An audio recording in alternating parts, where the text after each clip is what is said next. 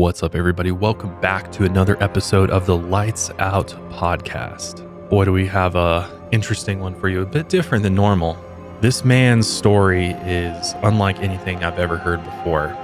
You know, there were two setting suns in front of me, and that's what they looked like, fire shooting off of them, and they were huge. And then a third one came. Well, I can't see us existing within an infinite universe where there's just not other life forms. Chris Bledsoe's detailed experiences of alien encounters and UFO sightings have become some of the most debated in recent history. Supposedly, the Vatican also got involved in this case at some point because it seemed like Chris's encounters were miraculous.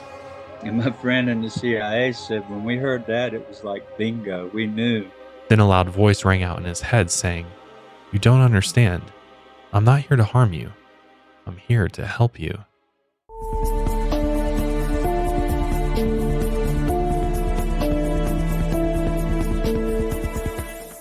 Light out, everybody.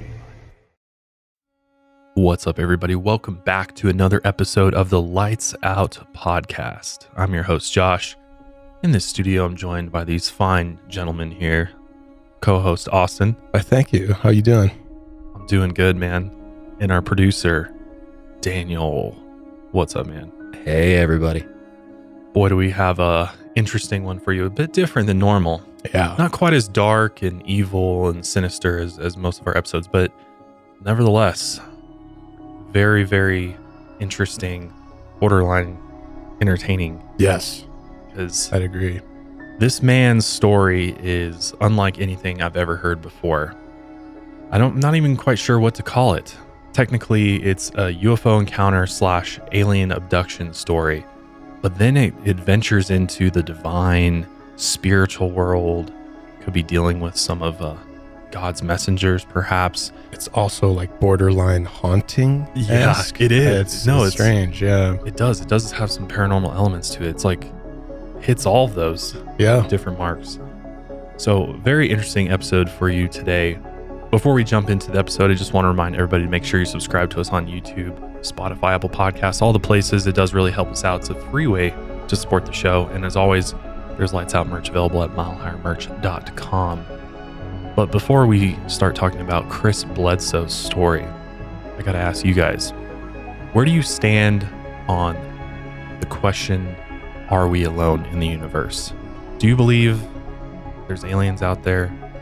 And if you do you believe that humans have made contact with them via these UFO encounters that people have? I believe there has to be other life out there somewhere. It just, I can't see us existing within an infinite universe where there's just not other life forms. Even if those aren't necessarily intelligent life forms, they're just, it seems like probably there has to be. Right. Intelligent life? I think I'd at the say- very least, I think most people would say there's other living organisms out in the universe, but I find it strange. Some people think that we may be the only intelligent life forms in this like human capacity where I can get on board with intelligent life as well. I think there's probably less amounts of intelligent life just by the sheer numbers of like, imagine all the life forms that have existed on the planet Earth. How many of them were intelligent? You know, it's like a very small fraction, but so you're saying a dog isn't intelligent, Austin? I don't know. I think Jerry's pretty intelligent some days. No, but I'm on board with the idea that there's intelligent life out there, that it has like way surpassed human technology. Okay. Yeah. Okay. What about you, Daniel? I actually am not a skeptic about this, and I do believe that there is intelligent life somewhere out there in the universe. I'm just not sure where. Okay. Yeah. And that's fair because traveling through the universe, we can only speculate on how to actually travel light years. Right. It just does. That is kind of my difficulty with it, where it's like getting to light speed travel or near light speed travel is insanity. But maybe that's because I'm human and we just haven't gotten there yet. X, Y, and Z, but or it's some unknown technology we just don't know anything about, or science Right. that we haven't discovered yet. In my mind, I'm thinking they figured out how to traverse a universe, not the traditional way, like the way that we do as humans with our technology, but rather they're able to bend space and time and actually travel through it, so to speak. Yeah. You know, it's kind of a lot of the concepts of Interstellar, I believe are fairly accurate, like theoretically at least, that there's, you know, you could jump through a wormhole and end up in another galaxy or another part of the universe, because based on what we know about black holes and wormholes is that it has that ability to create a tunnel through space and time to another, you know, part of space. And so we just don't know how to do it with, like, as far as we know, everything gets crushed. Rocket going through it. propulsion. Yeah, Exactly. It's like that's ages behind. I read this cool trilogy. It's called the Three Body Problem Trilogy. It's by this Chinese author. It's really long, but yeah, he thinks. I mean, he proposed the idea that interstellar travel and near light speed travel is more about bending space and time around a spaceship rather than like rocket propulsion spaceships. Yeah. That's exactly what it is. It's being able to distort space time and create almost like this anti-gravity bubble around you. Right. And that's what a lot of people think is happening with these UFOs, is the reason why they're so elusive and they're not easily captured on camera and things like that, is because they are in between this dimension and others. Like, they're traveling through the dimensions. Like, I mean, in the movie Interstellar, that's exactly what was happening there. Yeah.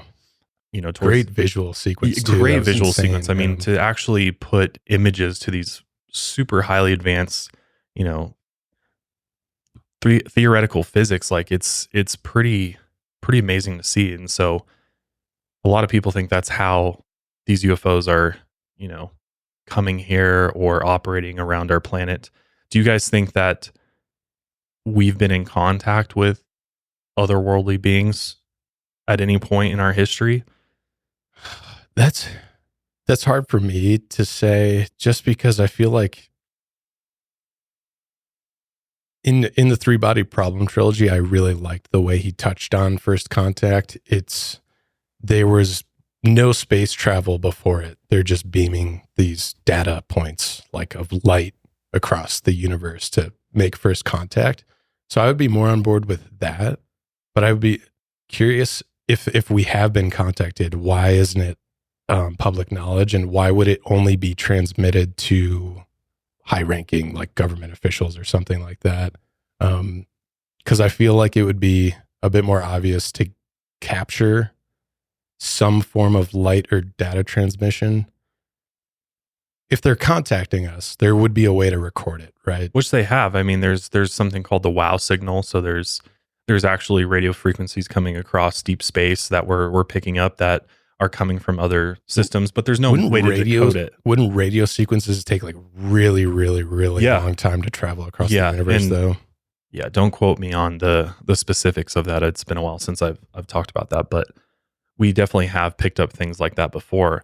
I'm more so thinking, like, if you go all the way back in history, like first contact, as far as we know, here in the United States was Roswell, right? There was crafts that crashed in New Mexico. They were recovered by the military, and that technology was back engineered. There's also talks that maybe they recovered bodies from those crafts. So I think it's just, I mean, if you look back at history, what are the most powerful entities in human civilization? It's always the government. It's always the military, right?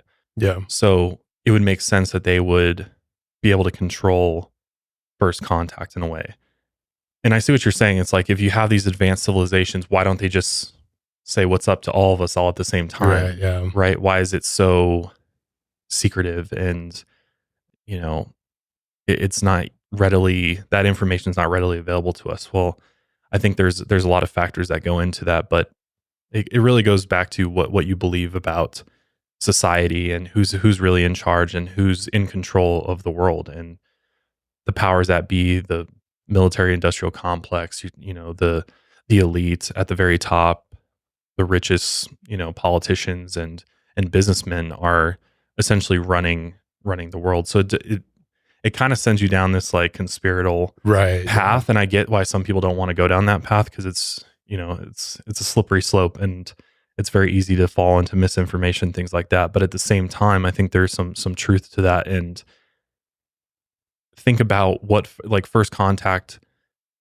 would look like if it happened the way that you're saying, like let's just say aliens landed on, in the middle of New York City, Times Square. They land, they get out, there's these beings from other planets, and how does the world react to that, and what happens after first contact? And so there's a lot of theories about what that would look like. And is it possible we've already made contact and even have relationships with whatever, species or beings that they are, from elsewhere in the universe? And so they kind of have an agreement of like, you can't do certain things because we will shoot you down. Yeah. Or that's why I think I'm not on board with a lot of the theories that are saying that they're manned aircrafts. It just doesn't make sense to me that there would be a pilot in a lot of these crafts, because if you think about even just human technology, when there's something that we don't understand or something we need to survey, we're sending tech into it. We're unmanned drone surveillance, unmanned just, how we get seismographs and stuff like that. We're only sending tech to glean information from it, or even if we need to send a message, right? It's a digital transaction.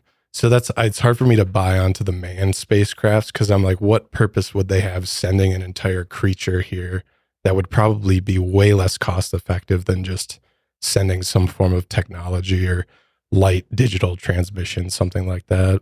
Yeah, that's a good point. I think a lot of the UFO sightings are unmanned craft, and whether they're extraterrestrial origin or not, I think that's a real possibility. A lot of people say they're like, so that this craft could even be like biological in a way, like they look to us like machines, but they're actually conscious biological beings in essence that are built by so because it's like like a form of AI robot or something, like AI drone sort of situation. And some even say that the alien beings that we have encountered are also AI or some type of, they're intelligent beings, but they could be artificially made, like artificial beings that have been made. Yeah, it's easy to get lost in the UFO sauce, the alien sauce, because it's really hard to make heads or tails of anything. I definitely believe in other beings from other parts of the universe. I think the universe is far too big for us to be the only ones here. Same. I agree with that too. And when you just think about the sheer number of galaxies there are, just even in our, this part of the universe, it's mind-boggling. It's like, how can we be the only ones? But maybe it's a similar situation where none of us have reached that point of technological, prowess where we're able to go out beyond our home planet. Because it's like, if there is intelligent life, why not just come, bring us up to speed with everybody else, like share the knowledge and just bring us into this universal federation of civilizations beyond our planet. And so that's what kind of gets me. And I definitely think the government and the military know some shit though, for sure. And as we're seeing in the news lately, like, whistleblowers going forward, and whistleblowers have been coming forward for years and years and years, talking about the different things they've seen while working in the military or some of these top secret projects and things like that. And so once you hear their stories, you're like, okay, it's just hard to really think that it's all just misinformation. Some people believe it's just all, the psyop to get us to believe a certain narrative. Because a lot of people are worried that the military is eventually going to perform a false flag attack, where it's like we're being attacked by space invaders, and therefore gives them a reason to go to war again. Because with Space Force and things like that, you can start, you're like, well, what's that for? It's like, are we really going to be battling each other in space, in the orbit of our planet? Or is it to battle outsiders? Yeah, that'd be a classic George Bush Jr. move. Seriously. They got yellow cake in Iraq. It'd be the same thing with UFOs coming in. Yeah. And that's what I kind of think sometimes is like the way that they're trying to spin it is like they're saying that it's a threat because it's coming into our protected airspace and things like that. So they're trying to sort of paint this narrative that these unidentified craft Are enemies. that already. are enemies and Yeah. that we should fear them in a way Right. rather than, try to study them or whatever, which makes me think, is it something that they have had control of from the beginning? Because if they truly did recover this technology back in the 50s, I mean, they've had 50 plus years to back engineer it, replicate it, and now use it however they want while also making us think that it's from another planet. And Have you seen the movie Arrival?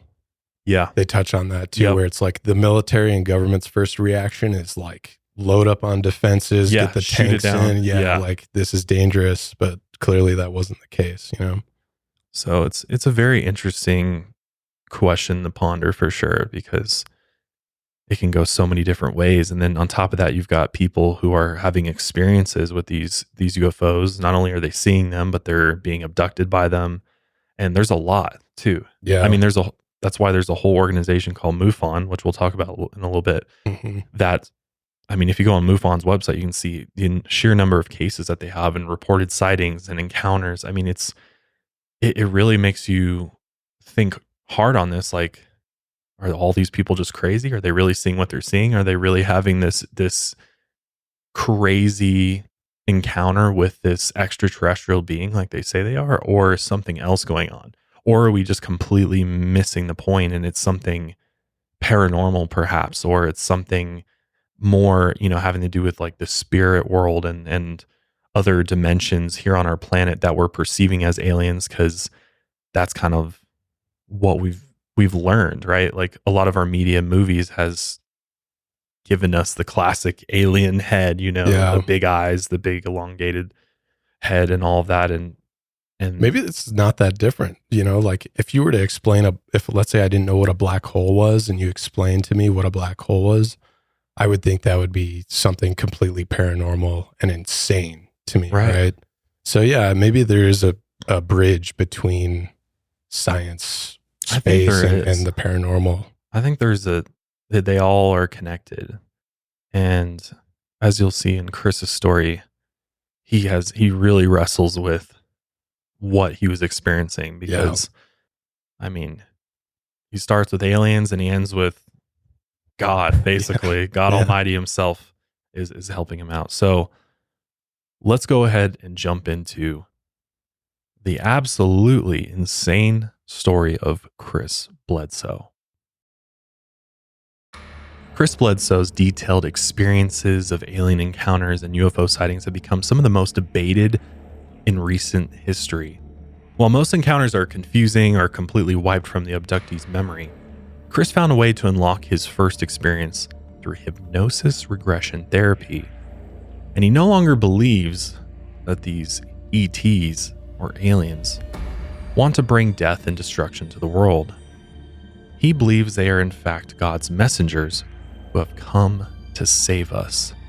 In the early 2000s, Chris Bledsoe left his job as a commercial pilot and started a building company with his wife so he could be at home with his family in North Carolina. He was known as a deeply religious family man and a successful business owner. His company went on to build around 100 homes a year and had about $15 million in annual sales. But Chris was in rough shape. He suffered from a debilitating chronic illness called Crohn's disease. Crohn's disease is a type of inflammatory bowel disease. I know it's very uncomfortable for a lot of people. It causes inflammation in your digestive tract, which can lead to abdominal pain, severe diarrhea, fatigue, weight loss, and malnutrition. Unfortunately, there's no known cure and can even sometimes cause life-threatening issues. So it's a pretty debilitating illness if it's not treated. Can only imagine. That sounds horrible. Yeah. So Chris suffered from Crohn's for about 18 years. For the last 2 years, it had gotten so bad that he was going to the bathroom 15 to 20 times a day, which really makes it tough to work. So he really didn't work at all. When he was 46, he also developed toxic blood poisoning from medical malpractice that nearly cost him his life in 2004. Since he was in and out of the hospital constantly, he and his wife decided to sell their building company. After this, Chris's disease only worsened and he fell into a deep depression. By 2007, he was able to return to work framing houses. And on January 8th, 2007, he and some coworkers decided to go fishing to celebrate a 4-month job that they had just finished. He went with his son, 17-year-old Chris Bledsoe Jr., and 3 coworkers. They had driven about 3 miles out to Cape Fear River that ran through Fayetteville. They all rode in Chris's 4-door pickup along a cornfield and through the muddy riverbanks to get to the fishing spot, and they arrived around 3 p.m. The weather was sunny and cool, about 50 degrees, and they all set up their fishing poles and leaned them up against sticks in the mud, waiting for a bite. After fishing for a while, Chris wanted to get some alone time, so he made the excuse he was going to go out to look for wildlife. At about 5:15 p.m., he took a short walk away from the group so that he could have a moment to pray. He walked about a quarter mile and sat down beside a tree not far from the river. He then headed to a small road covered by trees where it was darker than usual. The sun was setting and the trees made it even darker. As he started down the road, he heard something strange on his left side. It sounded like footsteps walking beside him somewhere in the trees. So he stopped. He thought maybe it was a deer or a turkey. But he noticed that whatever was walking had also stopped. And when he started again, so did the other footsteps, which just kind of creeped him out, made his skin crawl. And he got down on his knees to see through the brush and the trees, but he couldn't see anything out of the ordinary, just more trees and shrubs. He kept walking to a point where a bit of remaining sunlight broke through the trees, and the sound of the other footsteps had faded. He kept walking west, uphill, and once he got to the top of the hill, he saw a strange light in the sky. At first, he thought it was the sun setting just over the trees, but he noticed there was 2 of them. It looked like there were 2 bright suns hanging up in the sky. The odd shapes then began to move through the clouds in small circles, and the strings of fire burst from the edges of the orbs. Another light appeared beside the other 2 in the blink of an eye, making 3 in total. They slowly shifted in the air until suddenly they came to a dead stop, like they had hit a cushion of atmosphere. The next thing Chris remembered was returning to the fishing spot. He figured he had only been gone for about 20 minutes, but he had been gone much longer than he originally thought, like time had been distorted, or he had lost a large piece of his recent memory. His coworkers all remembered him walking away when it was still light out, but he returned to them long after the sun had gone down. He was gone for so long that they had even gotten in his truck at one point to go and find him. They drove around. They thought he had just gone for a short walk. They couldn't find him. They figured, well, we'll just return to the fishing spot. He'll come back eventually. So once they got back to the river, they kept fishing some more, and eventually they found out he had been gone for 4 hours. And he had just vanished, like in thin air. Gone. They couldn't find him anywhere. And he thought he had been gone for 20 minutes. So that shows So there's something like 4 strange hours going of on. time missing. Back at the river, Chris noticed his son, Chris Jr., wasn't there. His coworkers told him that he had been out looking for him for a few hours but never came back. Chris panicked and went to go look for him, so he ran back to the edge of the woods. His son came out from the nearby bush where he had been hiding at the edge of a field. Chris Jr. looked disturbed and could barely talk, but he eventually explained that he had been hiding in the bushes after seeing 2 red orbs about the size of baseballs floating 3 feet above the ground in the dark forest. When the red orbs got within 15 feet of him, he saw the orbs were attached to 2 translucent creatures. The red orbs were actually their mechanical eyes that closed like a camera shutter. Chris Jr. hid in the brush for several hours while the creatures walked on all 4s, collecting bottles and trash from the area. After explaining what had happened to his dad, he said he just wanted to go home. When they returned to the fishing spot, he told the other guys what had happened. And while they listened, they noticed 8 or 9 stars in the sky rapidly shifting around in strange, distorted motions. The 3 bright sun-like objects had also returned, and they all watched as the floating lights slowly descended towards the ground, about 100 to 150 yards from them, on the opposite side of the river, and they looked as big as a 2-story house. Someone mentioned they might have been flares falling to the ground, but 2 of Chris's coworkers said they had seen flares before, and what they saw in the sky definitely weren't flares. Frightened by the strange objects, they all dropped their belongings. Some thought the UFOs meant the country was being invaded, but none of them knew what was really going on. So they all hopped into Chris's truck, and they sped off. The lights remained in the sky until they disappeared into the forest. But they also witnessed another large bright white object over another bank of trees closer to them than the other lights. It appeared to be the shape of a massive football that had flashing spikes coming out of it. Chris described the spikes like lights shining through blades of a helicopter. Then Chris heard a scream from the back seat. Two of his coworkers had spotted a strange creature running on all fours behind the truck for a moment, but it soon darted into the trees.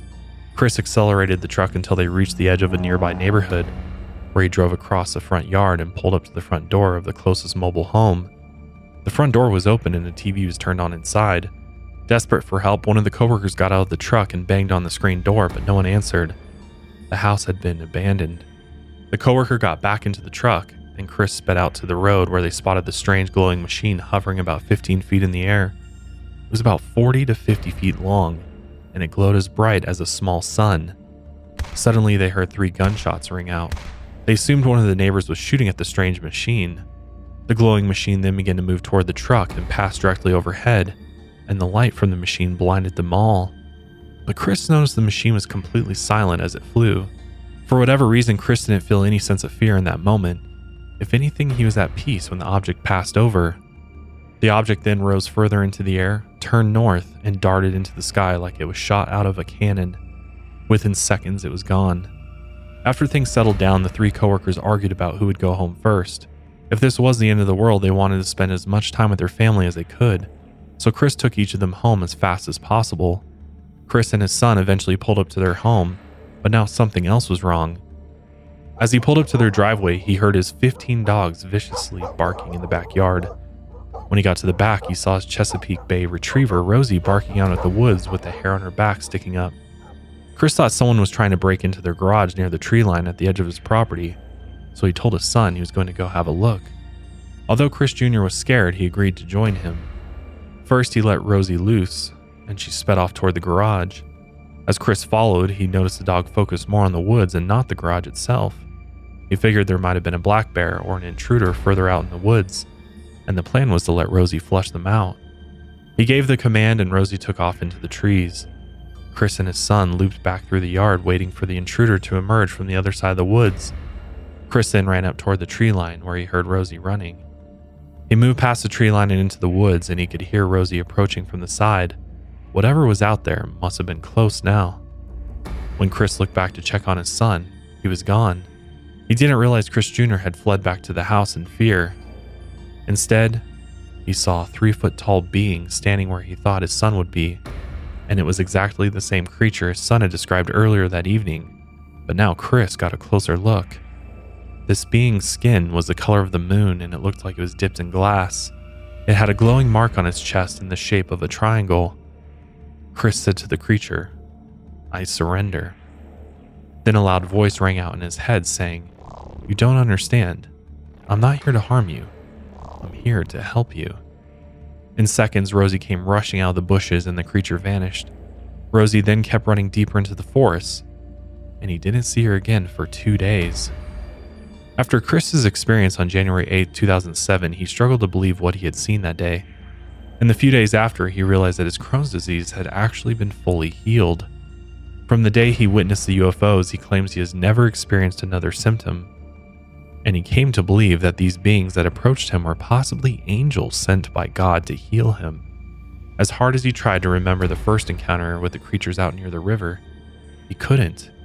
His memory suffered from a 4-hour gap he couldn't fill. At first, he refused to tell the rest of his family about what had happened, but he struggled to keep everything to himself. When he finally told them about it, they couldn't believe him. In their eyes in the Southern Bible Belt, he was talking about something demonic, not something extraterrestrial. His wife and her family were deep into the Pentecostal Holiness Church, so whenever he mentioned his experience, they saw it as an insult to God. Over the next year, Chris was barred from his church, and they accused him of alcoholism. After realizing no one would believe him, he fell into a deeper depression. He mostly stayed inside and waited for the beings to return, but his experience put a strain on his marriage. His wife supported him, but she didn't believe he had witnessed any beings. They argued over whether it was in his imagination or not.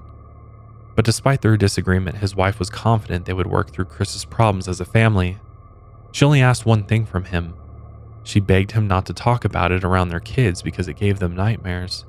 And his daughter was also getting bullied at school because Chris had become the crazy UFO guy around town. So Chris tried to keep everything to himself. But the more time passed, the more Chris was desperate for answers. He felt that if he never recovered his memories and never talked to someone who understood what he was going through, he would lose his mind. So he reached out to Mufon, and they came to his house to interview him. For those that don't know, Mufon, or the Mutual UFO Network, is a nonprofit organization of volunteers who study UFO sightings. It has roughly 4,000 members worldwide, with chapters in more than 43 countries and all 50 states. At first, they kind of began with just these really in-depth UFO investigations, but in more recent years, they've been a little criticized because their organization is drifting more into conspiracy theories or like the politics of outer space, which I don't see anything necessarily wrong with that. But I think people miss the days when it was strictly UFO investigations. When they first met Chris, they were super anxious to get testimonies of his coworkers, because obviously in stories like this with UFOs, eyewitness testimony is pretty much all you have, right?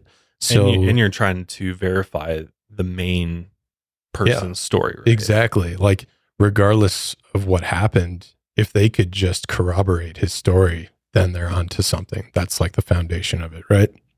Unless they're all lying. Yeah, true, which absolutely could be the case as well. They really struggled to find the three coworkers at first, which some people say that's a red flag of the story. Like, wouldn't you know them? Of course they disappeared. Yeah, they were your coworkers. Like, you kind of know who they are. As far as I could find, his coworkers were named Donnie Ackerman, Gene Robinson, and David McDonald. Sounds like fake names. I know. I actually kind of thought the same thing. I was like, if you could name me 3 white guys in North Carolina, there you go. This is kind of it, right? So there's conflicting information on whether his coworkers ever existed. And I'm sure there's no pictures of them or anything like that I couldn't out there. find anything. So they might... See, that's what's hard about this, because there's other, like Travis Walton's abduction story. His coworkers were there. It's this kind of same situation where, he was taken and, disappeared. But his coworkers were, identified. Police knew who they were. They were interviewed, that kind of thing. And so that makes it seem more real, right? Yeah. Whereas this is like, we have to take his word for it, I guess. Yeah. And in the end, it's like, some sources say that they did give testimony and they were all identical. Others that I found said they were never interviewed at all. So I found a bunch of conflicting information. So these sources are, Yeah. It's deep internet shit right there. Yeah. Definitely not like major, academia. Yeah. This is like, and one of the big problems is that we'll see, but Mufon, I don't mean to skip ahead here, but we'll see why they can't corroborate these or where the evidence is. We'll see in a little bit why that happens, but they say that's kind of the first red flag. But I guess if you want to just keep going with the story, you just have to accept that, they were interviewed and they did corroborate his story. And because that's Mufon's kind of main job with these types of encounters and sightings, is to like verify its validity and like, because it's like anybody could just report, I had this crazy experience that beamed up to this mothership and God healed me of Crohn's disease. Exactly. All my I was completely healed of all these ailments and, I'm good to go. Yeah. And so we'll see. They do a pretty thorough, in my opinion, they do a pretty thorough job here with Chris. As much as you can, I guess, right? Yeah. Soon after the investigation into Chris's story began, his wife began to open up about the experiences she and the kids were also having. She finally admitted that they had spotted figures walking through the house, and also once spotted a cone-shaped object moving through the sky in town. She finally began to accept Chris's story after months of denying him, and soon enough, Chris was in contact with the director of Mufon, James Carrion. Once they believed his story was legitimate, James assigned a larger team to the case. They searched the original location of the sightings and began piecing together every bit of evidence they could find. Chris was still desperate to understand what happened during the 4 hours he was gone. Every time he tried to remember, he would get severe headaches or pass out. Mufon recommended hypnosis regression therapy to piece together those few lost hours. During the hypnosis session, Chris was able to overcome the usual headaches, and he began uncovering several missing details from January 8th, 2007. Over the course of their first 2-hour session with Dr. Michael O'Connell and the Mufon team, Chris began to remember some things. That day, after first spotting the orbs, he had been taken against his will by 4 7-foot-tall skinny aliens. They were hard to see because he was in a dark round room, possibly on board a spacecraft. He sat underneath a bright light and could only see their faces in rare moments. On the walls of the room, different colored lights and control panels blinked. The aliens then claimed to be his guardian angels, and they had arrived because they could sense his profound sadness. They explained that the small creatures he and his son had seen were their children, and Chris sensed that these beings in front of him were his creators. From then on, his experiences with the extraterrestrials were spiritual experiences more than anything else. After the hypnosis session, Chris was contacted by government agents from the Advanced Aerospace Threat Identification Program, a Pentagon program that began in 2007 and ended in 2012. Many of his contacts in Washington have not been made available to the public. As for the Mufon team, they were also excited about the findings, but they wanted to make sure that Chris didn't have any psychological problems that would interfere with the legitimacy of his story, so they hired a psychiatric social worker, Debbie Joya, to evaluate him. After several tests and interviews, Debbie was convinced he was sound of mind. She concluded he had no psychological problems that would cause him to make up the story. Mufon investigators already believed his story by this point, but they wanted to do one more test to make sure Chris was telling the truth. So they had him sit down for a polygraph, and he agreed to it. In June 2008, they also offered him an opportunity to work with a show at Discovery to tell a story, and he accepted. But he didn't realize that he was about to walk into a trap. When he arrived in Fayetteville to meet with the Discovery team, he was ambushed by Mufon and a retired FBI special agent, Bob Deardak. At that time, Bob administered a surprise polygraph test. He asked simple, straightforward questions about Chris's experience, and after the test was over, the results showed that Chris showed deception during his answers. According to Chris, he was asked 34 questions and failed only one, and that one question was, "Did you see an entity?" He had responded yes, and according to the polygraph, his response was a lie. Mufon investigators were concerned, but Chris promised that he was indeed telling the truth. So to give Chris the benefit of the doubt, which I think we should, polygraph has been proven that its accuracy is just not there. It's all over the place. Yeah. So there's no way to conclusively say that Chris was lying. Plus, it's often used as an interrogation tactic. I know it's like if someone's like, "Would you agree to a polygraph test?" and they're like, "No," then the cop will go, "Well, why? What are you lying about? Why don't you?" Yeah. So it's more used like that because it's inadmissible in court. You can't use a polygraph test as evidence. And plus, there's really weak evidence to connect the physiological reactions to a test and then just say that they're lying. So these tests essentially monitor heart activity, blood pressure, respiration, perspiration, skin conductivity. And then they basically put all that together and say if you're lying or not. But we know for a fact that people have tricked polygraph tests over the years. If you stay calm and collective, let's say you're a psychopath or something, and you could just know how to teach yourself to calm down, relax, not sweat, you're good, keep your heart rate steady.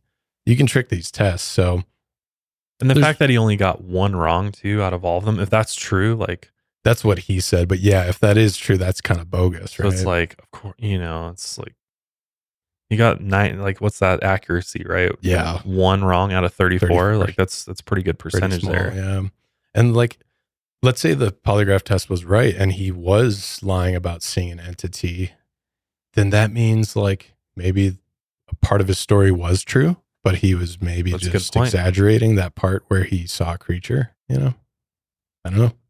But yeah, definitely got to take it with a grain of salt, the polygraph tests. Yeah. According to Chris, after the polygraph tests, Mufon no longer wanted to work with him. Because they're like, well, you failed the polygraph, so probably lying about the whole thing, apparently.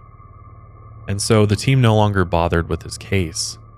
But Chris continued experiencing strange things long after this. A few years later, his father was hospitalized after his gallbladder ruptured. He'd also recently been diagnosed with cancer and suffered from a heart attack. His family was soon told by doctors that he wouldn't live for very much longer. They weren't able to perform the necessary surgery on his cancer because his heart was too weak. So Chris and his family were in shock. They decided to get a second opinion. And as they waited for the test results, Chris went outside in the backyard with his father. And as he began to pray, he looked up at the sky and noticed a giant, glowing, cylindrical object above him. And in the blink of an eye, the object was gone. Chris claimed the whole family had seen it. But not long after the phone call came in with the new test results, the second opinion confirmed that his father's cancer was completely gone. It's quite the opposite second opinion there. Right. Who'd they see the first time? My God. Yeah, completely it's a wrong. total quack. No cancer. Yeah. Yeah. When Mufon completely backed out of the investigation, Chris was lost.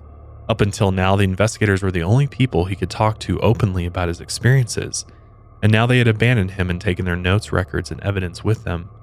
When he and his family experienced more extraterrestrial activity, Chris desperately reached out, but they just kept ignoring him.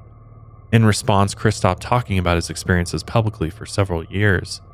It seemed like talking about his experiences only caused him and his family pain, but he continued talking privately with scientists, researchers, government officials, and others who have had their own experiences. He would later correspond with Jim Semivan, a former CIA officer who also has had his own encounters. And he would later work with an insider scientist known as Tyler D., or aka Timothy Taylor, and Dr. Diana Walsh Pasulka, who studies UFO sightings, philosophy, and religion. Supposedly, the Vatican also got involved in this case at some point because it seemed like Chris's encounters were miraculous. And one of Chris's closest acquaintances became Hal Povenmire, who had studied over 4,000 cases of UFO sightings and abductions. And over the years, Chris told him he had continued seeing orbs in the sky at night. He witnessed one with his son, and it looked like pure gold just above the trees near his house, about 100 feet in the air. It was in the shape of a diamond the size of a school bus, and had flares of light coming off its edges similar to what he had seen before. Chris tried to get a picture of it with his digital camera, but his display said it had a memory card error. Some believe that crafts might give off a certain type of energy. You've probably heard this before. I think I've said this in a previous episode. Oh, have you? Okay, Yeah. yeah. There's like electromagnetic frequencies, or maybe it's just something weird going on, radiation or whatnot. Or magic. Or magic. Or just straight magic going on. There we go. Later, he was able to get these orbs on video, and a lot of them he just sees out in his backyard on his property. I don't know his address, but I'm assuming he lives in a pretty dark area, so he has very good visuals of the sky. At one point, he even claimed that he was receiving boxes in the mail that contained these really high quality cameras with notes like, just from an anonymous person, anonymous source, and it was just like, get video footage of it, get pictures. He thought it was literally the aliens sending him cameras. I wonder if it was just someone curious, like, if this is real, get it with this very expensive camera. Yeah, probably. We'll see, what's up. He runs this Instagram page where he still posts his sightings. There are tons, dozens and dozens of videos on there, but here's a few from his channel we can watch.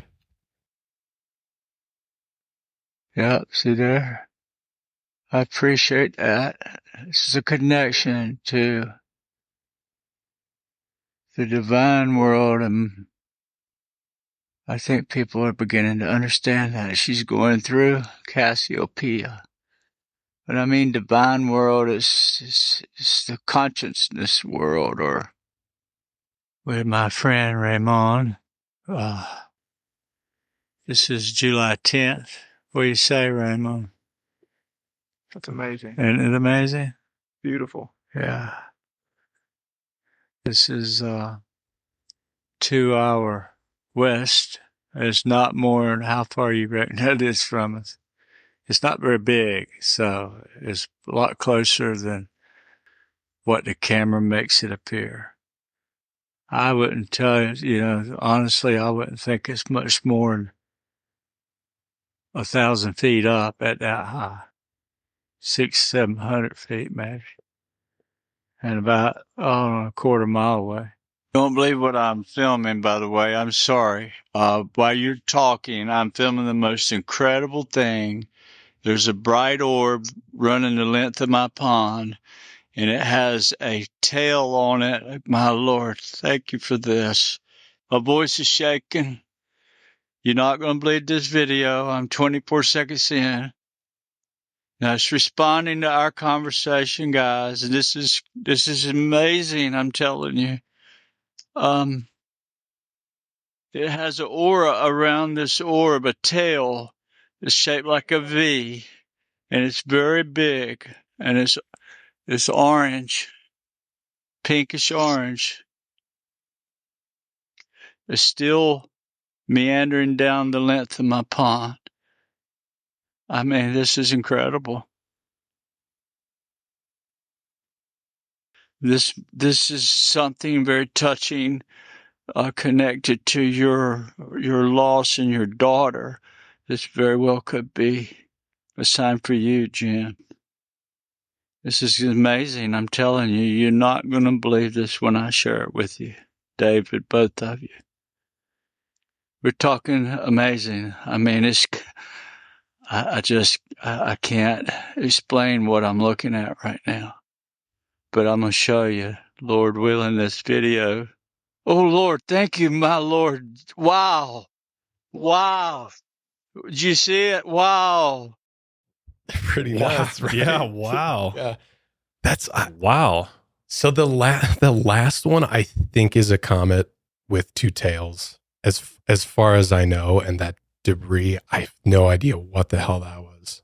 Clearly he sees some crazy shit in his backyard. My though. God. What do you think about this case the universe now? to show me this. Yeah.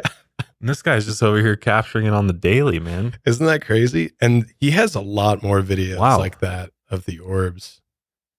Yeah, I mean, the one thing I did kind of notice is he was describing the colors, but it almost looks like whatever lens they're using or filter or something is making it that color, because it doesn't look like natural colors at all. Yeah. And the fact that he's saying that it's this color, it's like he's looking through the viewfinder or something, and it's like changing the color of it. Yeah. I also think maybe it's a hair out of focus too, which is making the lights seem larger, like they're huge, but I can't really tell. Yeah, he doesn't look like the best camera operator. Doesn't look very skilled with the camera when it comes to recording. Because the other thing too that was kind of weird is like you can clearly see the stars in the sky. Yep. And the orb is like the same shape as the stars in the sky. Right. Obviously the orb's moving. But my thing is like when I've seen other people's orb videos, the orbs don't move in this like arcing pattern in like a very like slow, even sort of or pattern across the sky like that. Normally orbs are moving kind of like kind of hovering, either hovering in place or kind of darting to different like, and I didn't see any of that from those. Yeah. And I don't know if he has any of those on his page, but as far as I could tell, they're always moving across the sky, which makes me think it's a satellite. There's a lot of space shit that we launch every year. Like, really think that he's out there filming satellites thinking it's orbs? Like possibly. Damn. I don't know. Cause like you were saying, the orbs. I don't think he's that dumb. Like, I don't think he would be. It also doesn't track with his first story of when he saw the orbs though, right? Cause he was explaining that they looked like they were kind of like and they shaking, and everything he saw was like close to the ground too. Right, whereas this is like way up in the sky. It looks like it doesn't look like he's capturing anything that's 100 feet to the ground. You know what I mean? Like it's. What do you think those are? I think the last one. I think the last one with the tail. I think it's either some type of comet or even it reminded me of SpaceX's launches. You know, when there's videos of SpaceX launching their rockets and things like that, and it's very similar. Yeah, some of the comments were saying they think it's SpaceX very similar. Like there was a UFO sighting over LA a few years ago. It looked exactly like that, and it was blue, and it looks crazy. It looks like whoa, like if you've never seen it before, you're like, that's a UFO. Yeah, but then you confirmed that it was SpaceX launching something. Right. So I don't know. Could it be something launching from like Cape Canaveral or something like that, and or somewhere close enough to where they would see it in their night sky, possibly. Yeah, I think I want to say there is a SpaceX. I don't know if they have the launch pad there, but there is one in I think near Washington D.C. Am I wrong about that? Which isn't that far from here, where he is. Could be, but the orb that he's catching, I don't know. It just, the shape of it is like the same as the stars in the sky. And I can't get over the fact that it's just moving in a very steady fashion. Like the speed is the same. It doesn't move. It trajectory doesn't change. It's just like kind of going like a satellite would through the sky if you're tracking it through the sky. Yeah. Because the way that I'm thinking is like the lens is creating that sort of like orb look. I agree. Because the thing about it is everything else looks out of focus too. Yeah. So it's like he's got it out of focus to the point where everything's kind of blurred. And so he's probably like if you were to see that in real life, it would just be a tiny little light going across the sky. But he's got his lens on it in a way that's creating the orb. Yeah. Because it's like, I mean, I've seen an orb in my own studio. Yeah. And True. that orb, which I never remember if we ever found that footage or not. But I think we did, didn't we? In the A few old times, episode? Yeah. we have it. Yeah. So maybe we can throw it in here so that you can see this orb that I caught on our cameras. It's much, much different. It's not like, it's not in the sky. It's inside of the studio. And it's never happened again other than that one time. And so some thought, oh, it could be the cameras, but it was like nothing changed about my cameras. Yeah. They were always set up the same way. And the way that it moves is just totally bizarre. Like it's floating like right next to me and you can see it floating. Like it doesn't make any sense. Yeah. So yeah, I mean, still crazy footage though. Yeah, regardless of what you think it is or not. Some cool sky action for sure. Because I wonder if it is a SpaceX launch, is some of that huge flash of light at the end. I wonder if that's maybe just debris coming off the ship or something. like one of its boosters is dropping off or something. and it or- burns up in the atmosphere. Yeah, or something like that. Yeah. I've seen more compelling orb footage. Yeah. And again, it doesn't, like you said, doesn't relate really back to previous experiences at all. It's like all of a sudden, like I've had these experiences and now I look up in the sky and I see, It's just, yeah, there's the all these lights floating. up there. Yeah. I just can't believe they're and he's clearly thinks that it's like a sign from God or, supernatural. And if you I'm think like if this was something like either if that was an anonymous fan or somebody sending him those $900 DSLRs or whatever, you'd think that if you really wanted to convince people, because he really doesn't like skeptics, which he talks about in his interviews, but if he really wanted to convince someone, you'd be buying that sweet ass telescopic lens with like the nicest camera you can get, and you get those like tracking softwares and stuff to get the night sky.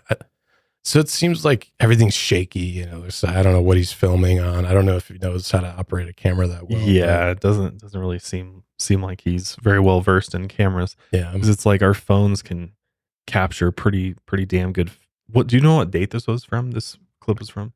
They're Are these all recent? fairly recent. Okay. Yeah. So Within like the past few years. I mean, yeah. iPhones can take night sky pics now. Like True. really like of the Milky Way and stuff. Yeah. So it's like, I mean, I don't know what camcorder, what century that camera is Yeah. from, but it sure doesn't look very good. I mean, yeah, it looks a little bit out of focus, but maybe he's seeing supernatural orbs. I don't know. Because through the years, he sometimes saw orbs the size of a firefly. And then the next second, they would be the size of a minivan. Pretty big size discrepancy from a firefly to a minivan.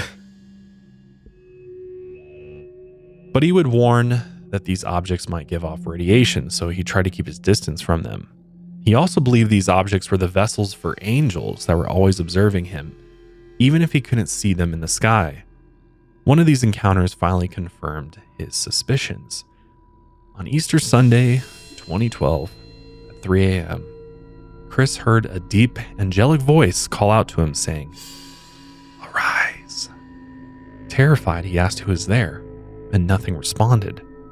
As he looked across his bedroom, a shadowy figure floated above the floor and disappeared into the hallway. Now, if you saw this, are you getting up out of bed to follow this shadowy figure that just said, "Arise"? No. No, I'm pulling the covers over my head and I'm praying like hell that this thing goes away. But no, Chris was like, I got to figure out who this is. What is this thing? So he got out of bed, he put his clothes on, and he followed the figure out the back door. He felt like he was in a trance-like state, almost like he was following them against his will. And then this single figure turned into 3 shadow figures, which then led him out into the nearby forest. They looked like ghostly apparitions and wore hooded cloaks. He claimed that he had seen figures like them before. They were naturally bright creatures, as bright as the sun, but they disguised themselves and concealed their light when they wore the cloaks. In the forest, he felt like he was walking upon golden sand.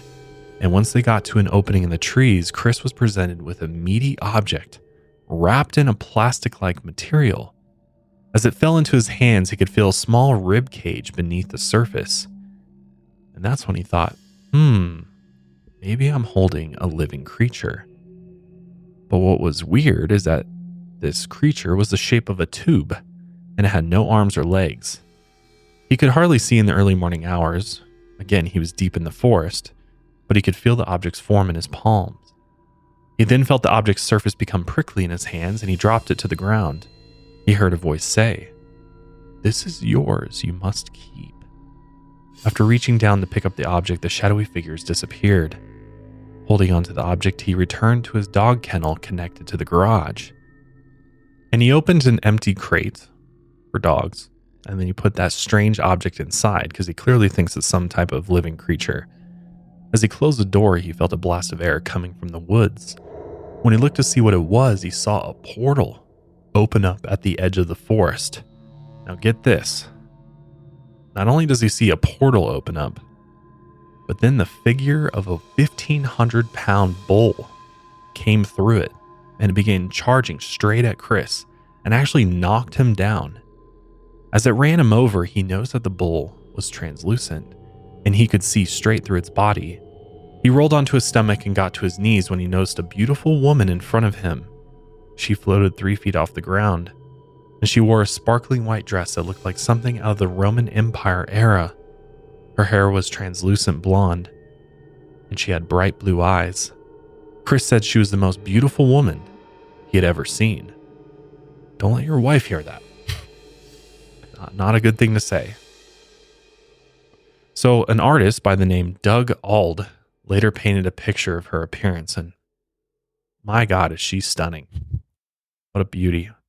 It's always interesting to me because in so many UFO stories where people see this angelic being, a woman, and she's always a blonde. Always. It's always blonde. Like, why? Why can't she have like cosmic nebula galaxy hair, Right. like with stars? Like it's always just I like believe that. Yeah. Barbie. It's the hottest woman ever. Yeah, Yeah. of course. It's always blonde Barbie. Yeah. Well, are UFO sightings just the male gaze now? Is that what it is? You I just don't can't know. escape it. You get abducted and thrown into a spaceship, and it's just like it's always like the hottest woman coming in. Like, I come know. on, guys. Pretty sure that's on an adult website. You look it up. Pretty sure that's a skit. At this point in the story, where are you at with believing Chris? See, here's the thing is he has this profound experience initially on that fishing trip. Kind of everything seems to check out to some extent. Like, kind of sounds familiar to other experiences where people have been taken. There's this distortion in time. They can't remember what happened to them. But then it just, in a lot of cases, that's the end of it. Yeah. And Yeah, then that's it. they just, they go on to live their life. They don't fully understand what happened. But then this just continues and continues and seems to get more elaborate as we go along, right? Yeah. And this is just kind of the pinnacle of all of it, where he's now been run over by a translucent bull that emerged out of a portal that opened up in the forest. And now he's having this encounter with this woman. If this Just- was a movie, this is like the third act. You're kind of losing me here. And Yeah. the ending's kind of going to suck. The Rotten Tomato score is starting to go down. Yeah. It's starting to, we're dipping below 50% at Yeah, this point. definitely. Had a promising first act. Yeah. and We were then- getting up there in the 70s and now it's decreasing Yeah, slowly, unfortunately. inevitable. So Chris is having this experience with this beautiful blonde woman in the forest, and he believes that her name was Hathor, which Hathor is an Egyptian goddess, and she's sometimes connected to depictions of cattle. So there's the connection with that translucent bull, I guess, is that maybe it's one and the same. Like it came through the portal as this translucent bull, and then it manifested itself into this physical human woman to converse with Chris. Yep. In a later regression therapy session, Chris said she was the mother of all. She's the comforter, the Holy Spirit, the third part of the Trinity. And as the lady hovered in front of Chris, she looked him in the eyes and said, "You know I am here. This is your burden you must keep. You don't want to believe you've strayed. You don't want to believe what you've been told to tell." Chris thought she was trying to say he didn't have the confidence to talk about his experiences with the public out of fear, and he thought his stories would hurt his family too much. But now this entity demanded that he should tell the world about his experiences. She said, "If you do, I will be there with you, and I will guide you." This sounds roughly like a Marian apparition. Do you remember those from the Father and Mort episode a little bit? Is that because she's a woman? That's a Marian apparition.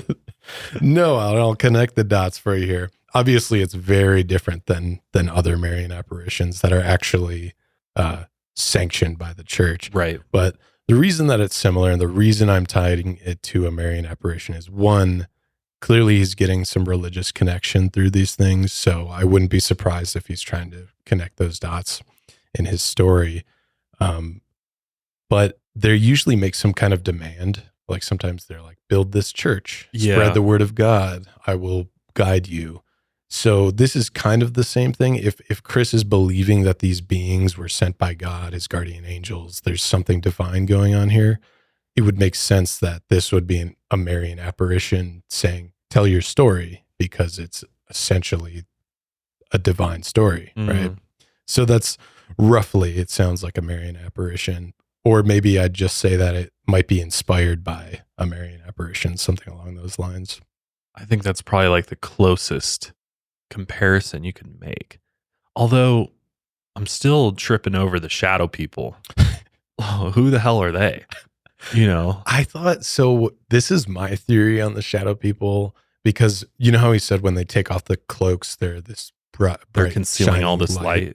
So maybe is he trying to draw the connection to us? They didn't want to wake the rest of the family when they came inside. They're being very courteous. We don't want the light of 7 suns to blow up this house right now when we come and get you, Chris. So we're being polite and putting on our cloaks. Thanks, guys. I think he's trying to draw the connection that possibly maybe the orbs are connected to this bright, insanely bright light. So that what are these creatures possibly in the sky as orbs, as like they're his guardian angels? So like when they're unsheathed from their cloak, they're insanely bright. Is that the line he's trying to draw? I'm not really sure. It kind of seems like he feels like the orbs are kind of like their natural state. Yeah. And then they like manifest themselves or whatever, they conjure themselves into these, you know, humanoid apparitions and in order to engage with humans. But then I'm like, what about the children though? So they handed him one of these beings' children, which he then thought, I'm going to throw this in the dog crate. Like, what? It's just like, not a lot of things aren't computing for me. I'm like, if you're having this experience with the divine, okay, you're given a divine child, your first thought is, let me take it to my 16 dogs and throw it in one of the crates. Yeah. It's a packaged meat too, he said. Yeah. So those dogs might get a whiff of that thing and go attack it. That doesn't seem like a safe place to put it. He does kind of explain what he thinks that is. Okay. And also, I think this experience also came out of, I could be wrong, but as far as I could find, this might have also come out of another hypnosis regression therapy session, because I know he did multiple.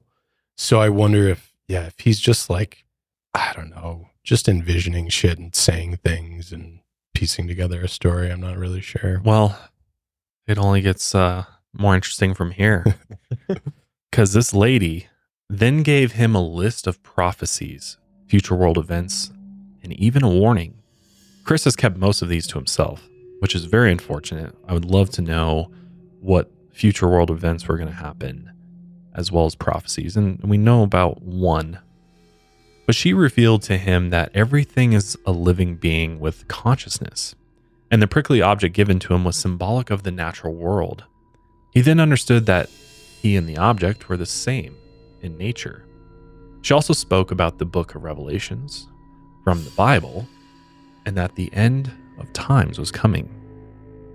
Then she told him he would understand everything when the time was right.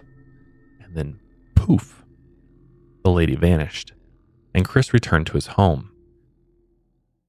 Damn, that went down. What a trippy experience that must have been.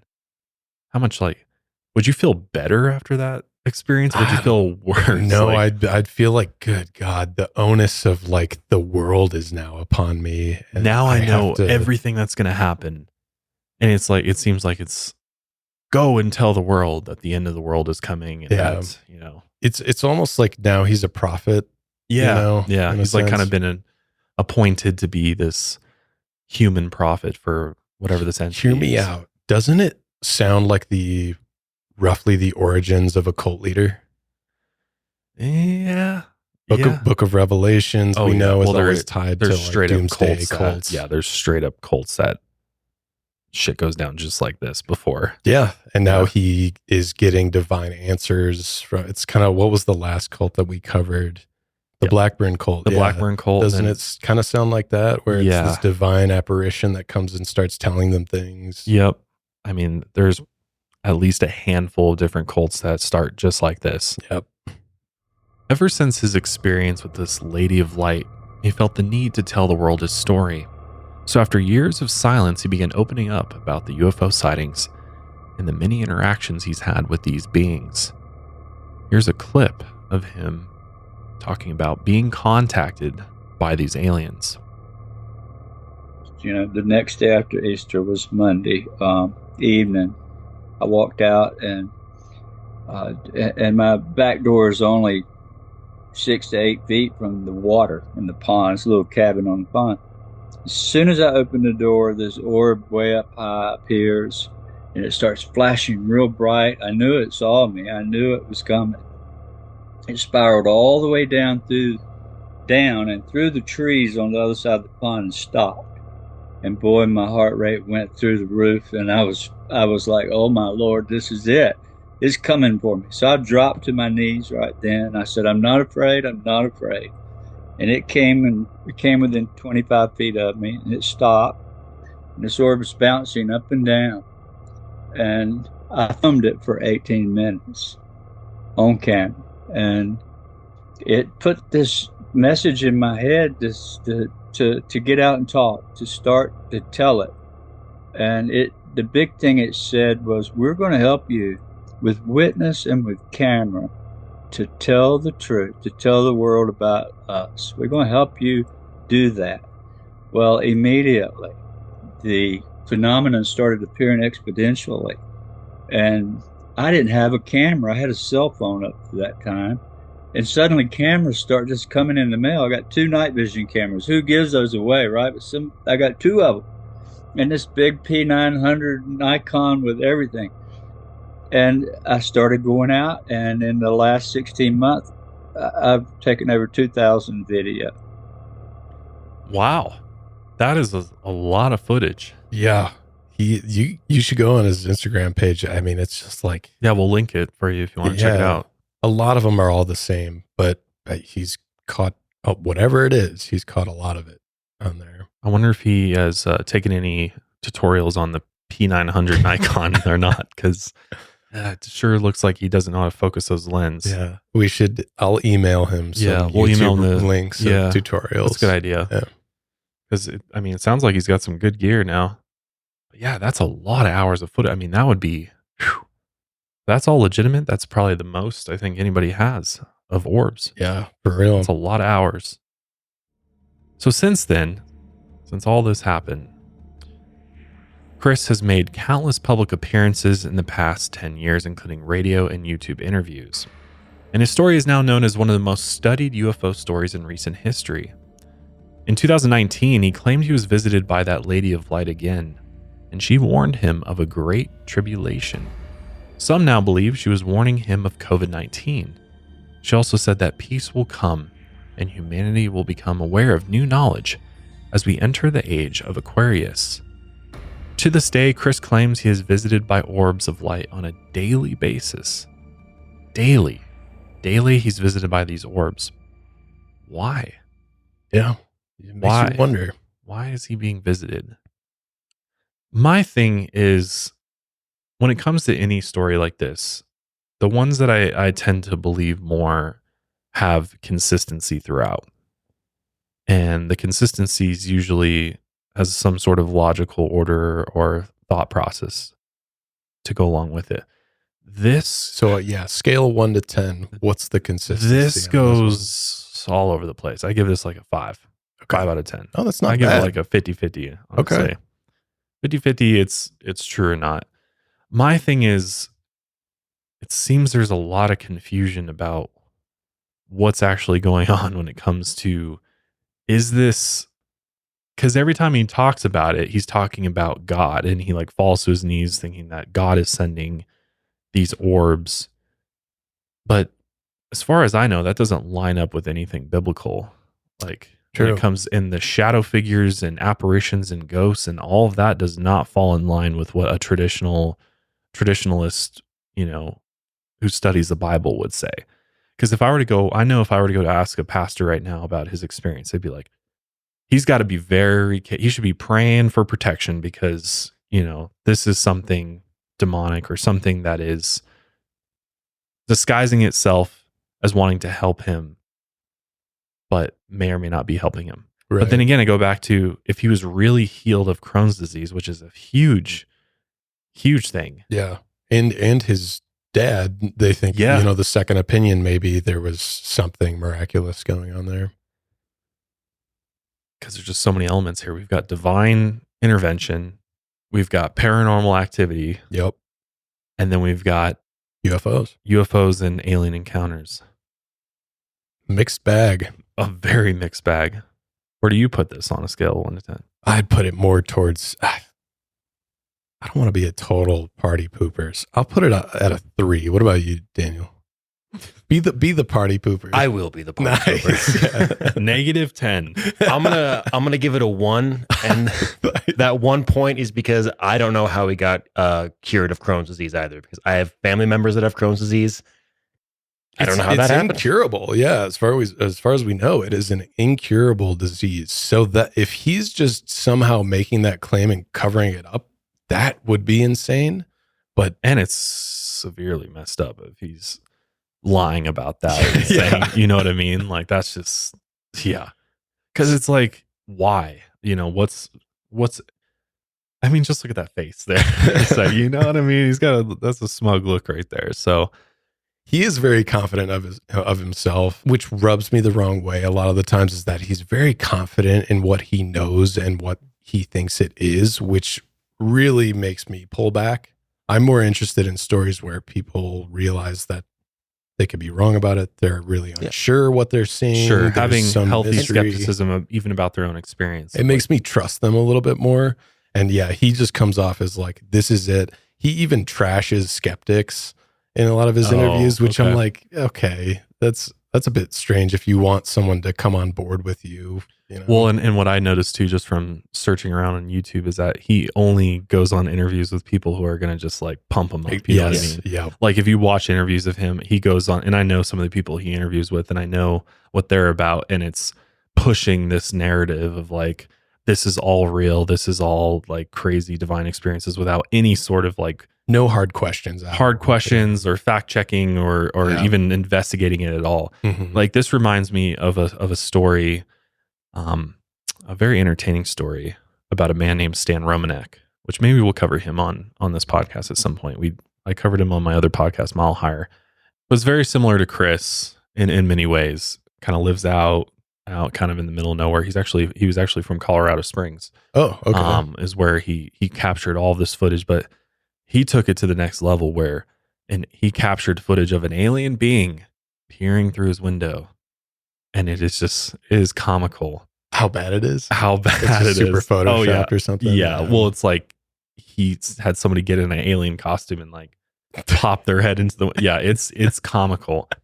And the dude ended up going to jail for child pornography, actually. Oh shit! Yeah, his yeah. Wikipedia says that he's an American author, documented con artist, and convicted sex offender. Oh boy! Yeah. That's quite a combo of three. But his there. footage, he claimed to get all this evidence of orbs and alien beings and all this stuff too. And it's the evidence looks very similar to Mr. Chris Bledsoe's, unfortunately, when it comes to especially the orbs and stuff. He saw like stuff in the sky, and it's clearly like out of focus satellites and things like that he's seeing.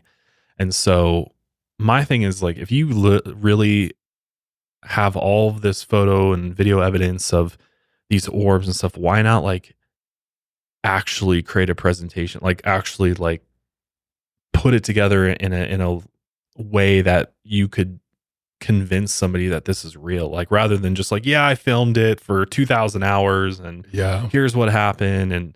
But yeah, true. It was just more like the sheer quantity of the videos he had. Not right. that the videos were showing anything interesting, and not actually describing specific elements of why he thinks it's an orb or like the movement of them. Like he's just saying that like, oh, I see blinking lights in the sky, and, you know, it's orbs from God. And it's just like, sorry, dude, it's very hard to believe. Yeah. Like, so I don't know. And then I kind of feel for him though, because I don't know. I used to, I don't know. The whole religious angle is hard to get on board with too. I know that just a lot of hyper religious people see God in everything, and I think that is a very beautiful way to see the world. You know, it's you know, you see a light in the sky and you can say, oh, "Wow, God's speaking to me." Mm-hmm. I think there's some power in that, but I'm not going to believe your story, right? It just sounds like it might mean something to you and you want it to mean something more to other people, but it just won't.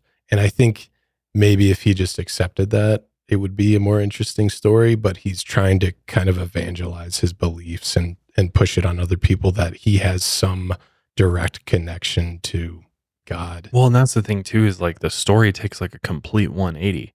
The initial story is he's literally abducted by 7-foot tall beings that take him somewhere and we still don't know what they did to him. Yeah. You know, and he's like, oh, you know, I was healed or whatever, so they didn't do anything bad to me, but we don't know that. Right. And then his son's scared to all hell while they're out there. He's seeing 4-legged creatures running after them in the truck.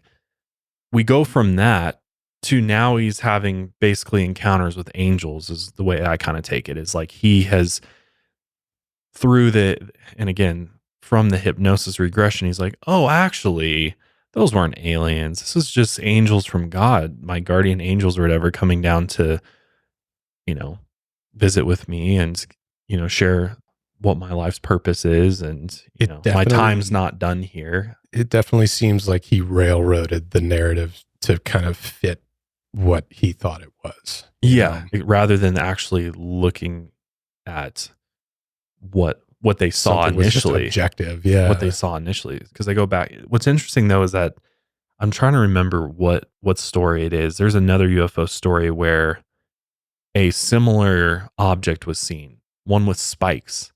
And that's what's hard too, is sometimes I wonder if this story is concocted, that they're pulling elements from other past UFOs. Because this was an older case where I'm trying to remember what it was. I don't think it was Rendlesham UFO, but it's another UFO encounter where the person encountered this spiked cylindrical object that was similar to what he saw.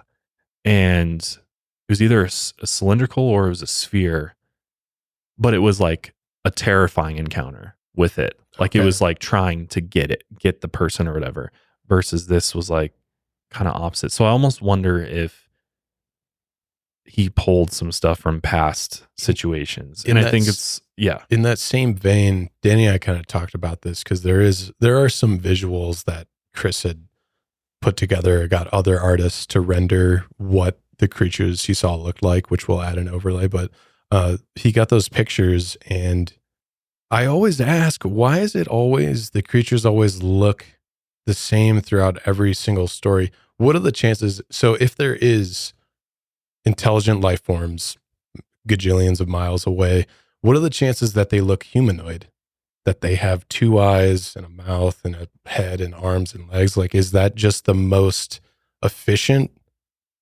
way? Because we're descended from apes, so it seems highly specific to Earth that we would look the way we are with our intelligent life. So wouldn't you expect that those creatures would look completely different? Could be.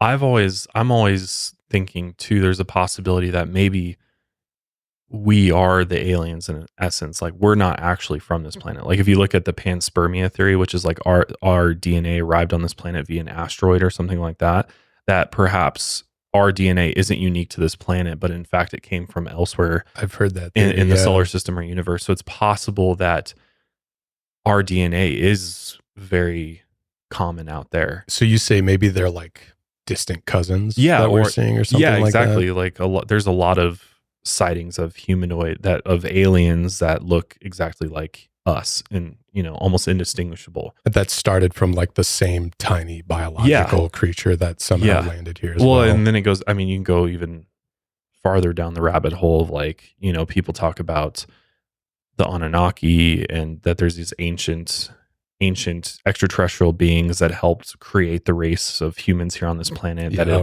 we're hybrid with some other extraterrestrial race and things like that. It gets very wild, but there is a possibility of that. So I don't think it's totally weird that a lot of times the aliens they see are humanoid and do look like us. I think that's a very real possibility that humans exist outside of this planet, elsewhere in the universe, maybe exactly like us or in slight variations of us. But I agree. I think there's also a possibility of like completely different biology, DNA, obviously would exist. I doubt it's humans all over the universe. That would be pretty wild. I wouldn't want that. No. I think it was Stephen Hawking that said, because we were talking about, sometimes we can see life forms coming down to Earth and we shouldn't necessarily see them as a threat. But I think it was Stephen Hawking that said, he's like, I fear the day that we contact other intelligent life forms, just knowing what we've done to each other in our own history. If they do have human DNA to some, or they're anything like us, it would be possibly a very terrifying existence to come in contact. Yeah, especially if they are at the same level of evolution as we are when it comes to our way of thinking and not being able to think outside of ourselves, right? Yeah. Just imagine all the genocides that we committed, atrocities against each other, Well, and could have happened on other planets even. Yeah. I don't know if you've ever heard this hypothesis that there was some type of nuclear war or, explosion on Mars, like, because there's, they've detected, it's been a while since I've looked into this, but they've detected radiation levels in some of the either the rocks or the actual like surface layers of Mars, indicating that there is high levels of radiation. Is it not just because they have no atmosphere? It's partly because of that, but I think it's I'm digging from the archives. We right need now. Our notes, yeah. But yeah, there's, and maybe Daniel, there's probably an article on it out there we can throw up on screen, but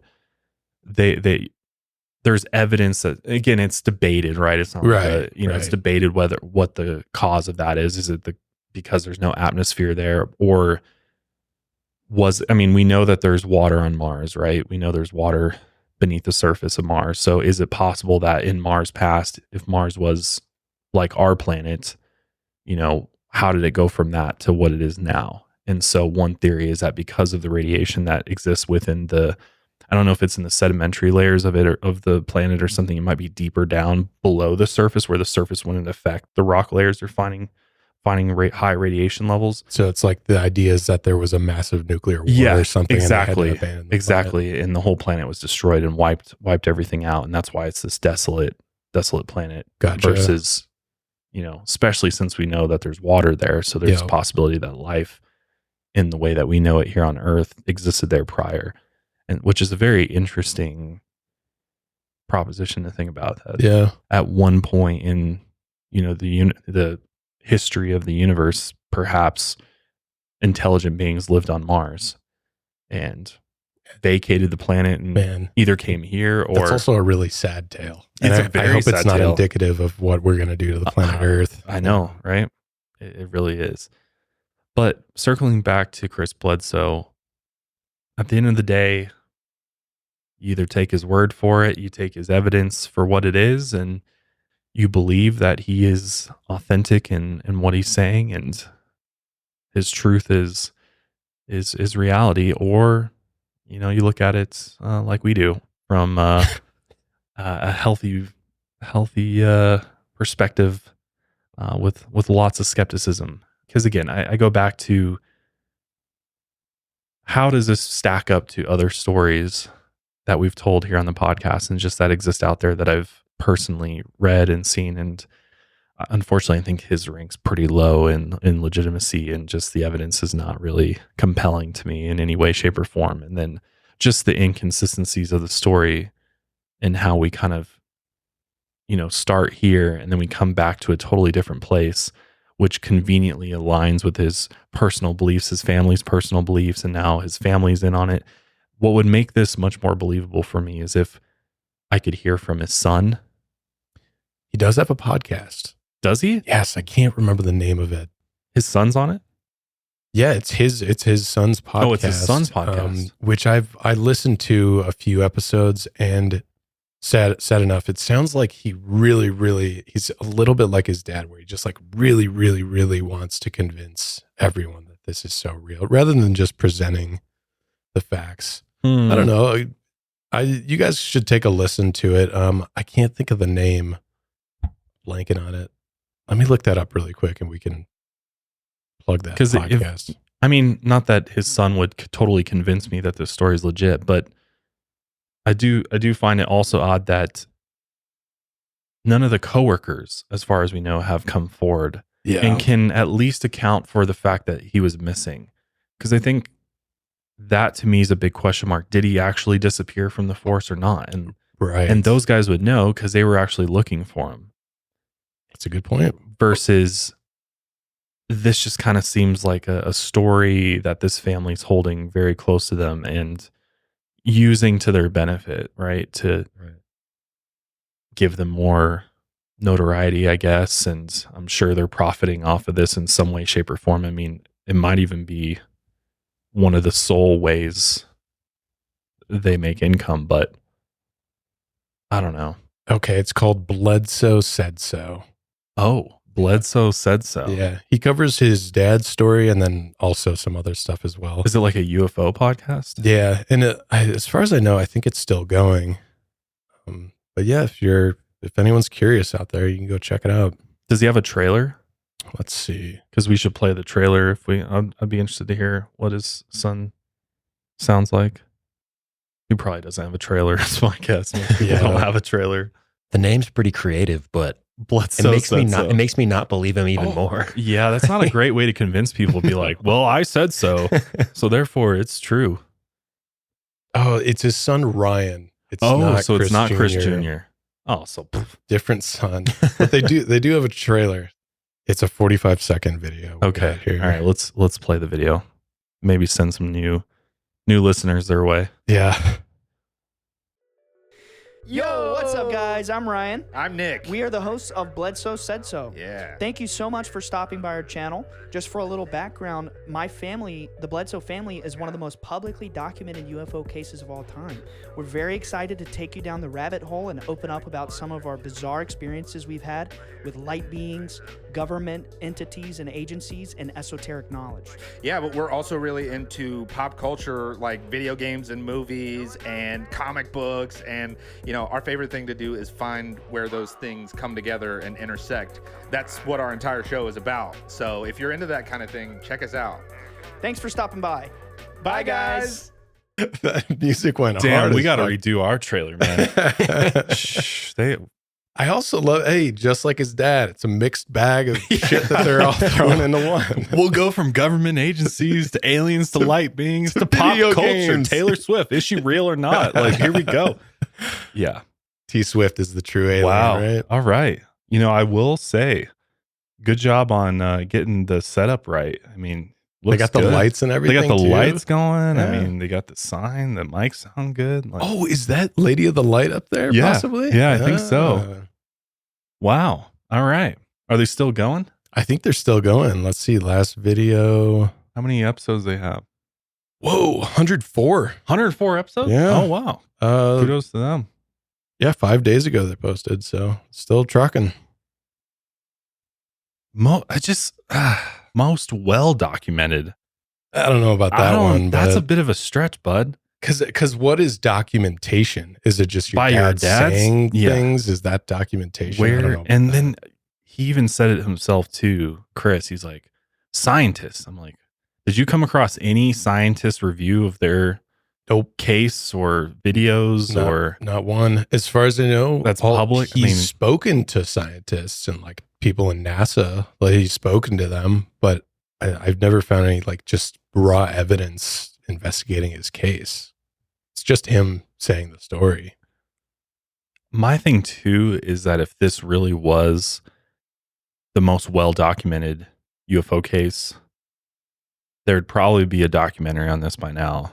True. You know, that's been the big thing is like, so I did an episode on Mile Higher covering the Virginia UFO, which is actually very well documented, and there's tons of eyewitnesses to it. The whole town saw this UFO that crashed there, and beings also were recovered from this crash, and government officials have come forward to talking about it. And James Fox, a very well-known director who makes documentaries on the UFO subject, made this documentary, and he said that this is the most well-documented UFO case as well, which is that's kind of a tagline. I think a lot of what I was going to say to get you to buy in, but that had far more physical evidence, documentation, eyewitnesses to back up all of these claims. Like it's pretty wild. So there was one documentary episode. It was a Discovery show called UFOs Over Earth. And I remember this was going to be like my primary source for info. Could not watch the episode. Could not find it. Doesn't exist It's just anywhere. gone. Yeah. I couldn't find the episode at all. It's like, here's the website. It's there, but just couldn't watch it. And there's nobody from Mufon that has come out and talked about this case as far as you could find. As far as I know, I think the thing is like, I think the Mufon backed out, not because he just lied during that one question. They might have kind of caught on to something. That wasn't there's feeling right nothing about the case. here. Yeah. Because that. Yeah, I don't know if you can run around saying this is the most well-documented UFO encounter out there, because clearly it's not. Yeah. Other than your dad's 2,000 hours of footage, which could be, easily debunked, because it's like, and I haven't seen all of it, so maybe there's some stuff out there that's more compelling and legitimate, but the clips that we saw today are clearly out of focus satellites and stars even. Yeah. It's blurry. It's straight up blurry, dude. It's like you have this expensive camera and fancy lens, and you're coming out with blurry photos like that. It's like, we've got photographers here. James is actually right over here taking pictures of us. Yeah, James could get a picture of a UFO. He has. Yeah. I don't know. To me, it seems like he had this personally profound experience, and then he just spent the rest of his life just trying to find meaning in that experience and trying to find some validity to it. I and agree it just, completely. To everybody else, there isn't any. And maybe this is just how he's making sense of all of it. And it's, kind of grown into this big spectacle. Because I don't know, it's hard because it's like there's no way to know if he was actually cured of Crohn's disease. It's not like we can pull up his medical records and get a 24-hour surveillance of his toilet. Yeah, there's no way. Oh my god. Yeah, so we have to take his word for that. If that really happened, that's I guess miracles can definitely happen. So maybe good for him. Maybe something really amazing did happen to him, and something, there was some divine intervention in some way, shape, or form. But I just feel like he took that and then was like, oh, well, let's add on to this. Yeah, let's go as far as we can. I agree that is the biggest head scratcher about the case. If it's true that his Crohn's disease is gone, is the something happened there. That's a true miracle right there. Yeah.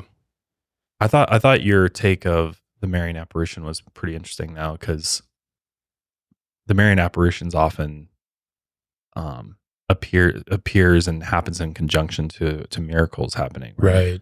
And I assume praying can bring the apparition to you potentially, or I don't know a whole lot about Marian apparitions, but I think as far as I know, I mean, she's appeared I to assume like, if you pray to Mary, you're hoping that she helps you, or she, Right, you know, yeah. it's but even there have been Marian apparitions where she showed up to like children before, and the children were like, "What is this? We don't know what's happening." And they went back and told someone, and they're like, "Wait, you probably just saw the Virgin Mary." So I don't think everyone even understands what they're seeing when they're seeing it. But there's got to be that as well. But if there's clearly this commonality of seeing this female apparition, though, so maybe it's all connected, but people are just making sense of it in different ways. Yeah. I wonder about the church that him and his family attended, the Holiness Church. I'm trying to remember. I don't think that has anything. I think Marian apparitions, I think, are strictly exclusively Catholic. Catholic, Also, I don't know. I'm not really on board with the Marian apparition because the Virgin Mary, she did exist. She was not a blonde-haired, blue-eyed woman, right? Right. So that's She's one from the Middle big East, problem. so Yeah. I don't think that exists too much out there. That's one I big think that was problem, a but- dream. I know. Yeah, it kind of Yeah. sounds like a crazy dream, doesn't it? Yeah, a that's a dream. good point. Maybe he was having a lucid dream or something where he, got or sleepwalked or something like that, and he just dreamt all this, because it's like, I mean, it sounds like shit out of a dream. Sounds It like a does. nightmare to me. Yeah. The way I think it's probably a dream is when they put the object in his hand. And he's like, because I've had dreams like that, very vivid, like objects just appearing and you're trying to make sense of it and not really understand. And he didn't even know at the time that it happened. He put it in the crate and tucked it away, and then he saw all the crazy visions. Another thing I've been thinking of too is this hypnosis regression. Yeah. I feel like sometimes people just go to sleep when they're hypnotized. You know what I mean? And maybe Yeah. he's just dreaming this as, under hypnosis. And Yeah. Oh, I guess we never really talked about that, but yeah, it's kind of been debunked too. yeah, It's you and I from were a talking sci- about it. Yeah, fill in people, because I always thought that was something that is still it's controversial, but still used. It's definitely debated. I don't know how or in what context it's used. I know the FBI at some point, I think it was in the 80s, they began implementing this somewhat of a hypnosis regression, Which would type make thing. sense, because that'd be a great tool Yeah, to be able to and- like have victims or killers be able to recall. yeah. And a lot memories of help it's solve. also like witnesses, if they try and be like, okay, place yourself here, we're gonna I hypnotize don't remember what I you and saw. try- Okay, yeah. let's try to remember what you Yeah. saw. But I don't think that. I mean, I How don't can think you it's possibly- admissible in court. Yeah, or how can you anything like possibly that. validate any of that? I think they only used it to try and get leads in the case, but they didn't use it as like eyewitness testimony. I could be totally wrong on that, so don't quote me, but that's my extent of that use as like a practical use. And I know people still do hypnosis regression therapy. I'm pretty sure Chris is still doing it kind of every once in a while. But yeah, There's as no far way as- to know if they're actually recalling memories or having new ones Yeah. being made on the spot, right. or just recalling something they thought about last night in bed before they went under hypnosis regression. Right. They're like, oh, okay, I'm hypnotized. So I was laying in bed.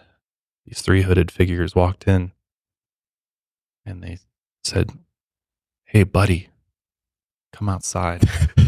I got something to show you. I had a dream last It's Barbie. night. Yeah. I had a dream last night. I was in Vietnam. I don't know which side I was fighting on, but everyone I was shooting was Eddie Murphy. What? Try and piece that one together.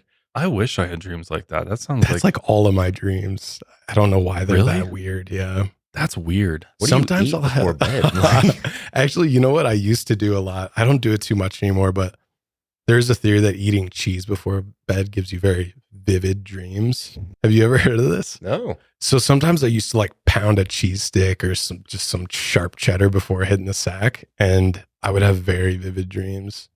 But they're all really weird. Sometimes people from high school show up that I haven't seen. Are you in sure like it's not 20 just years. from all the gas you generate? From that? Yeah. You're just gassing yourself all night. I'm Dutch ovening myself, and my dreams are getting weird. Yeah. Oh man. Yeah. Dreams, man. I know a lot of you have been asking for us to dive into sleep paralysis, which is something that is very interesting. A lot of people, I think Daniel's got some sleep paralysis stories, don't you? I do. This is another thing that I'm not a skeptic on.